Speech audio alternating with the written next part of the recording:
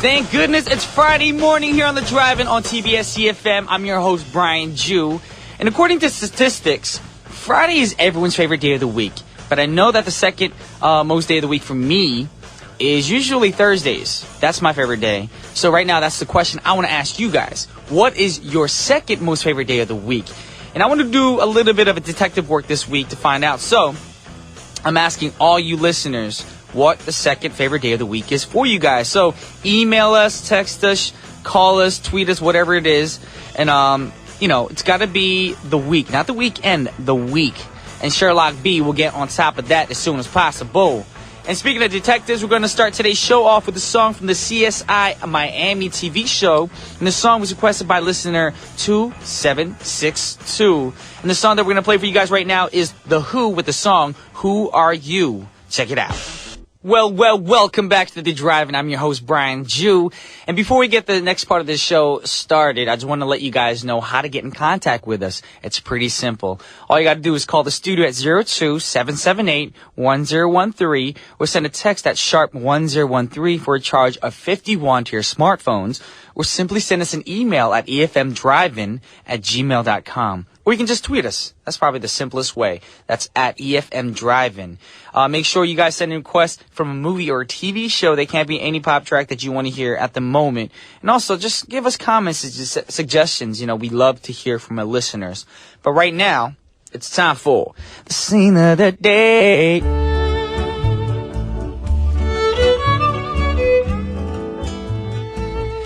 All right, so today's scene of the day. Now, in the 1970s, people just seem to be really negative, back in the day. And the unpopular Vietnam War was still going on. And there's that oil crisis in the U.S. And things definitely seem to be pretty depressing. And while this made people have a pretty bleak outlook on the future, and that's what today's movie is all about. The film that we're going to talk about today is called Soylent Green, which came out in 1973. And it's all about this dystopian future where the world is overpopulated and polluted.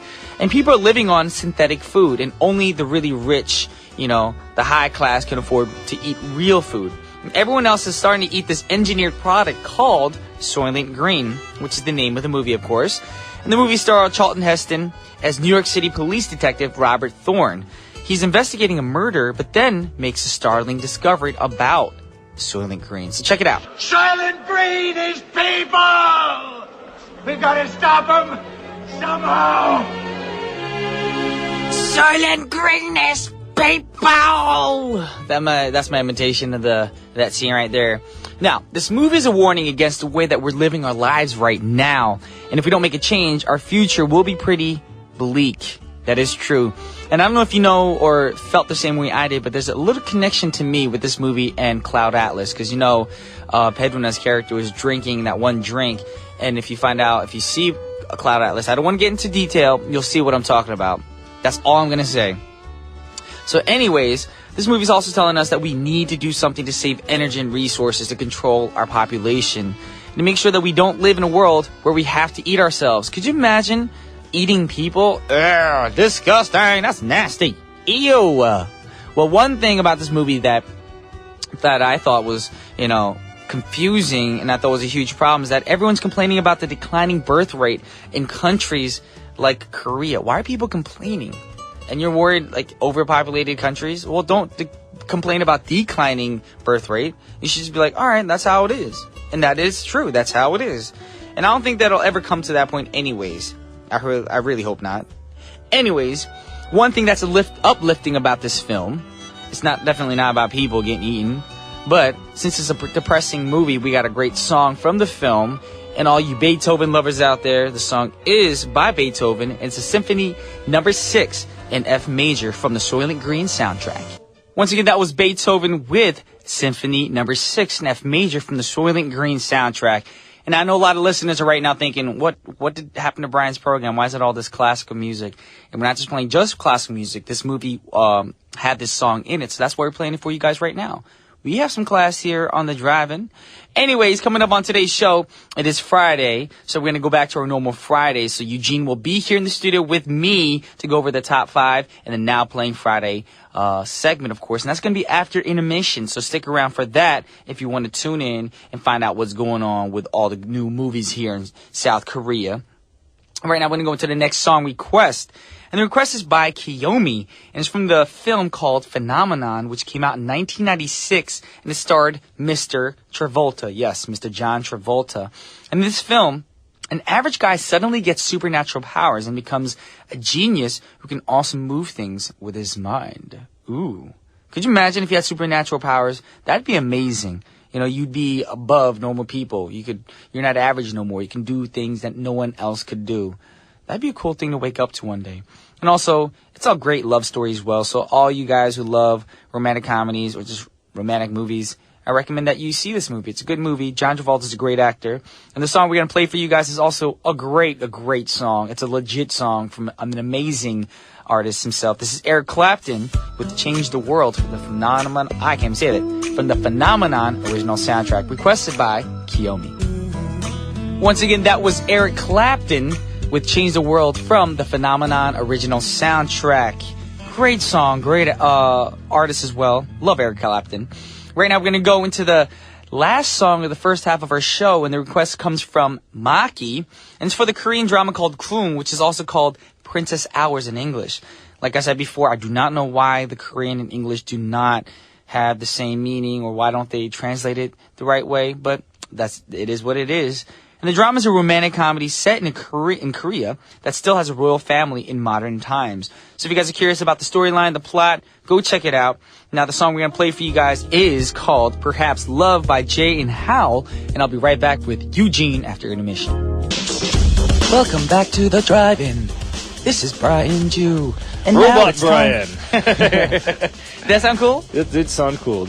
Yes, I wanted to sound like a new version of Cloud Atlas. But right now, I'm in the studio with Eugene, if you guys are wondering who the other voice is. That's Eugene, not Mike, not Jason, definitely not Olivia.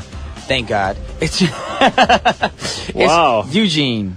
Hi, Brian. You know what that is? That's my impression of you doing an impression of me. How you doing, Brian? This is Eugene. What? No, I'm just like... So that's me, you imitating me, imitating you. Yes. It's like looking in a... But you're supposed to imitate me. I can't do that. Okay. All right. Well, I think we really need to get into the top 5. Yes, let's do the top 5. Yeah. Okay, the top 5. Let's go with number 5. 5, y'all. This is Hansel and Gretel, the Witch Hunters, with 5.7% of the audience. Okay. Yeah. Now, this stars Jeremy Renner and Gemma Arterton. Right? Okay. I didn't see the movie, so. I haven't seen the movie either, but we did talk about it before. In this one, Hansel and Gretel, in the original story, they're kids and they go into the woods and get kidnapped by a witch, and then she's trying to eat the boy and everything. And they leave breadcrumbs in the forest so they can find their way out. Okay. But actually in this one, it's all like they're witch hunters. So they're adults. They actively go into the forest to look for the witch, and they want to kill her. So basically, they're not running away from the witch anymore. Yeah. They know that the witch is going to come after them anyway, so they start doing CrossFit, get jacked up, Oh, get yeah. some guns, and like, you know what? We can get revenge on the witch. Exactly. Okay, Revenge. I like because, this story. Although we don't know that the witch is doing anything bad. I mean, I haven't seen this movie. A lot of people have told me that it's really good. And whenever they do these kind of things where they reimagine the fairy tales, it's really good, actually. But to be honest, when I first heard about this movie, Yeah. I thought it was going to be corny. Yeah, it could be in some ways, but If you get the wrong director, it could definitely be. But Jeremy Renner is definitely a great actor, so I think it's going to be pretty good, and I would go see it. So again, 5.7% of the audience. That's not that bad. Not bad at all. Considering what's above it. All right, let's go on to number 4. 4, y'all. All right, this is called How to Use Guys with Secret Tips. Or 남자 사용 설명서. Yeah, right. Yeah. And this has 7.4% of the audience, and this is a new movie. It's the first time cracking the top 5. Okay. So this one is like an overworked assistant. She doesn't really like her job very much, right?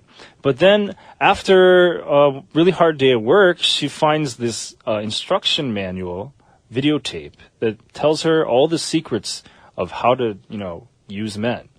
right? That's messed up. Don't be using us. It is kind of messed up, but she watches the tape, and apparently only one in the world exists, and it's like a mystical tape that gives her all the secrets to men's hearts. And so she watches it, and she becomes this expert on men, and all these men want to date her afterwards. And so she can get what she wants from them. Manipulating the dudes. Yeah, it seems like this would be very popular with women, but I think if guys were to see it, they'd be like, that wouldn't work. What are you talking about? You know, unless, you know, maybe there are some secret tips to us, but I think guys are pretty simple.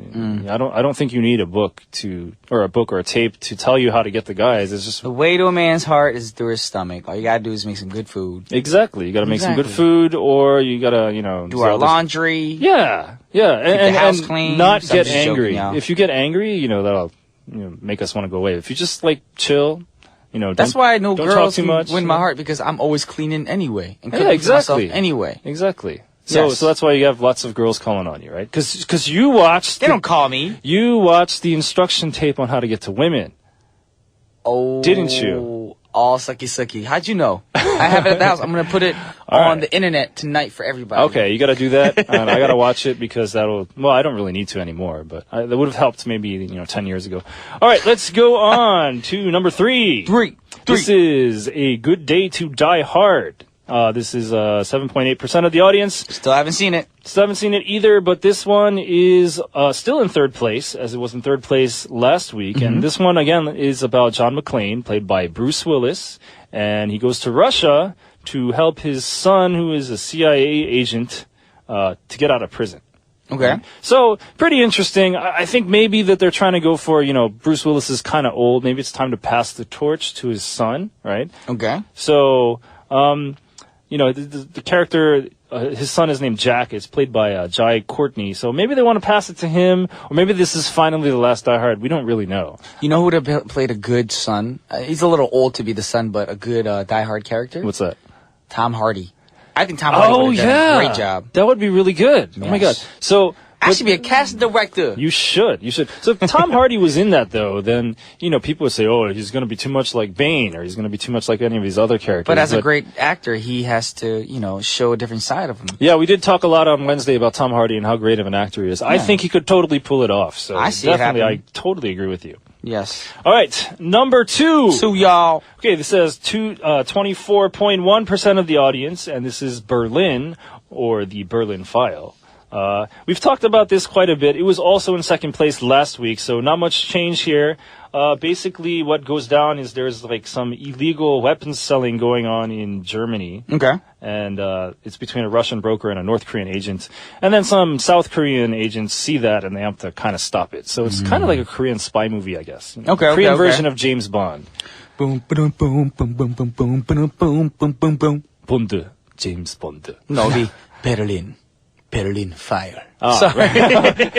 All right. Let's go on to number 1. 1. Okay, this is Miracle in Cell number 7, or 7번 방의 선물. Okay, this has 41.2% of the audience. Now that is still in first place from last week, but the audience viewership has actually risen. So as this movie goes on, it's getting more popular. Okay, I need to see this movie still. Either that or the other movies are just not as good. So people are like, oh, I think I'll watch that one again, right?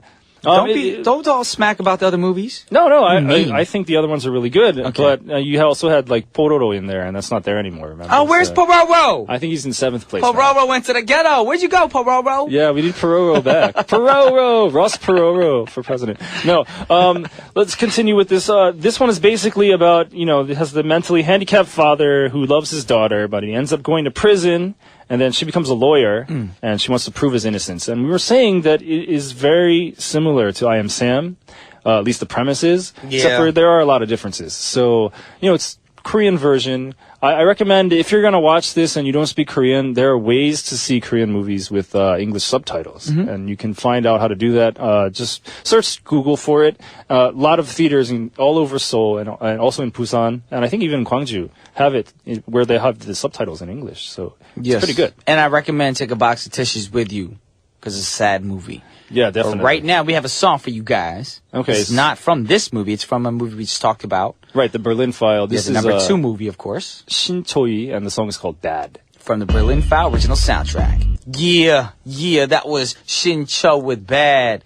Yeah, Shin Cho E, sorry about that. From the Berlin File original soundtrack. That's a pretty gangster type song. Boom, Yeah, it sounded really good. I was expecting it to sound more like Michael Jackson's Bad, because it's the same title, but it was totally different.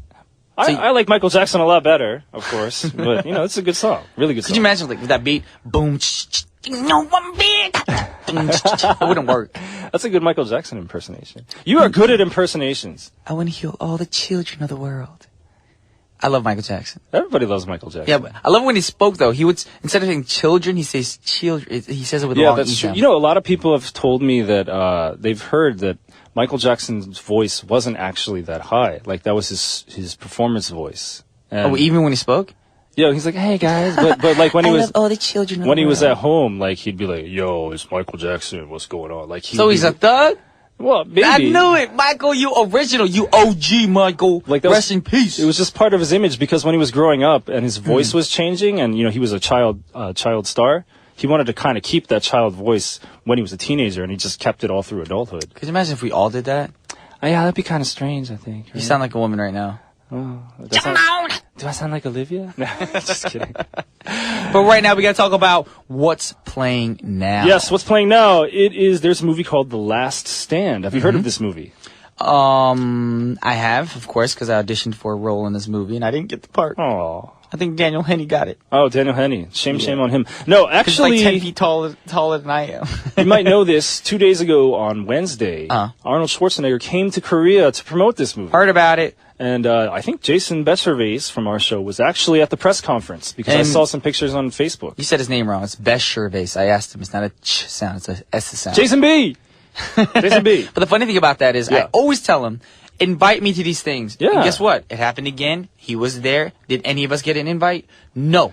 Yeah, I don't know what's up with that. Jason, what's up with that? You think you could go there and like interview him and then we could play the interview on the show? That would be pretty interesting. But wow, that's creative. Jason B, if you're listening right now, keep that in mind, dude. Stop getting all that, meeting celebrities from overseas time by yourself. I know, right? Share it. I know, right? 욕심쟁이. You can imagine Arnold coming into our studio. Like, I would like fit? a big bottle of water. He'd be like, Brian, you're a girly man. I'd be like, can you snatch? What? Can you do CrossFit? What? I don't know if he'd want to anymore. He's like 65 now. Yeah, he might break his back. Anyways. So this movie is about, Arnold Schwarzenegger plays Sheriff Ray Owens, and he's the sheriff of a small town called Somerton Junction, Arizona. Okay. And, in the small town, crime doesn't happen, so he's got a pretty chill job. Crime happens everywhere. Right, but it's gonna be like kind of smaller things. Yeah, that's true. Not any like piece of gum being stolen from a store. Yeah, or you just something. shake your fist at the kid and say, "Don't do that again," and he runs home to his mom and cries. Right? Yeah, true. But there's a problem where there's an international drug lord named Gabriel Cortez who is played by Eduardo Noriega, and he makes a daring escape from FBI custody in Las Vegas. Right? And he speeds away in a modified sports car, and the sports car is modified so he can go over 200 miles per hour. Holy manoli. Yeah, and he's an expert driver, too. Okay. So, all the FBI and CIA agents, or FBI agents are trying to set up roadblocks to stop the car and, get this, drug smuggler guy back in prison, but he keeps evading with his car. And he's trying to escape to Mexico because he's a crime lord. And, if he gets into Mexico, then, the U.S. can't really do anything because apparently in this film there are no extradition things like that. So they really want to stop him before he gets to the border, but he has to drive through Ray Owens' town to get there. And so that's when Arnold or Ray Owens decides, we're going to set up some stuff in the town to get him. So that's what the whole plot is. He's like, he's going to stop here. It's not in my town when I'm sheriff, right? So he lays the law down, basically, and he's going to try to stop this guy. That's what the movie's about. Okay, so just stopping the bad dude. Stopping the bad dude it seems like it would be way out of his league because he's just a small town sheriff, right? And the police force is like 3 or 4 people. And one of the policemen is Johnny Knoxville. Yep. From, saw the previews. Yeah. From Jack Butt. Oh, right, Jack Butt. Yeah. Jack of course. Or Jack Mule. Say Mule. Jack Mule, yes. Jack ascertained the qualities of this movie. Yes. Jack A $$. Exactly. So this is the first starring role for Arnold since he was serving for a California governor for 7 years. So he hasn't done anything since Terminator 3, I guess. How do you know? Maybe his term when he's doing governing in California for 7 years, it was just an act. Well, I am the governor. That is possible. My name is Arnold. But I don't know. want See, taco. I don't know why. California has a thing for hiring. I mean, governors that were like actors. I mean, Ronald Reagan was also the governor of California. So it's like I can't do Ronald Reagan. I need to well, practice. if you want to do Ronald Reagan, you just gotta have like a kind of husky voice and go, well, because that's all he said. Well, actually, it's more. And there you have it. That was Eugene imitating Ronald Reagan. Yeah. Okay. That was a great job. Oh, it's the effort that counts. I used to be able to do it better in the 80s, back when Ronald Reagan was still relevant, but he's not anymore. He's a ladies' man back then. Yeah. Another thing that in the press conference, I did read up about it. He says that this movie it's got enough in it that it's going to have a lot of international or universal appeal, right? So it's not just for Americans, but people, even in Korea or China or even Iran, if you're there and you watch it, you're going to like it, he says. It's a common story of, the bad guy trying to get away. Of course, if you're in the movie, you're going to say that. If you watch my movie, you will like it. It's funny that you keep imitating that, because when I saw the preview, I thought it seemed really weird that, everybody in this town has a southern accent, and then Arnold has that Austrian accent. It seemed a bit out of place. And also, his character's name was the sheriff. What was it? I forgot what it was called. It's like Jean-Claude Van Damme in that movie when he played Guile. Time Cop. Time Cop and Guile. He's like, I am American. Exactly. It sounds really weird. I mean, I guess you could say he played an immigrant who became sheriff, but I mean, come on. I mean, they could have... And he got a citizenship and lives in Arizona. Yeah. I remember a long time ago, he came out in this movie where he played, I think it was like Spartacus or something. I don't remember exactly what the movie was called, but he was on this chariot, and they had somebody voice him over that didn't have an accent. So one of his earliest roles, actually. It was really weird. But I think this movie, it should be pretty good. But I have mixed feelings because, I haven't really liked anything with Arnold since Terminator. You know what I mean? I'm pretty sure Arnold's listening right now, because if he's still in Korea, did he leave yet? I think he's scheduled to leave on Saturday, so maybe he will hear me dissing him. I'm sorry, Arnold. I love you. We're not dissing you, Arnold. We love you since Terminator days. Exactly, and I'm sure he'll be back. Commando days. Was it Commando? I don't know. He was in Commando. Yes. And so right now we're gonna have to wrap up right now with Eugene, but we have a great song for you guys, and we'll see Eugene next Wednesday. Yes, Monday. Wednesday. Well, I'll see you on Monday, but I see you every day. Exactly. But I'll be in the studio on Wednesday, and the song we're going to go out on is Guitar Heaven by Santana from this film. Once again, that was Guitar Heaven by Santana. Great song. But right now, it's time to wrap up the show. I know what you guys are thinking. No. But for me, it's yes. It's Friday. I need to go out and party. But stick around right now, because we have 1013 Main Street with An Jung-hyun next. If you're tuning into GFN, then stay tuned for Hello Korea. The last song of the hour is actually requested by many, many people this week. And it's from the movie Footloose. Yes, it is. It's from Footloose. And it's a great song by Denise Williams. And it's Let's Hear It for the Boy. So, we'll play this song for you guys for the ending hour track. This is Brian Ju signing off. Have a great weekend. I love you, and I'll see you on a Monday. Peace.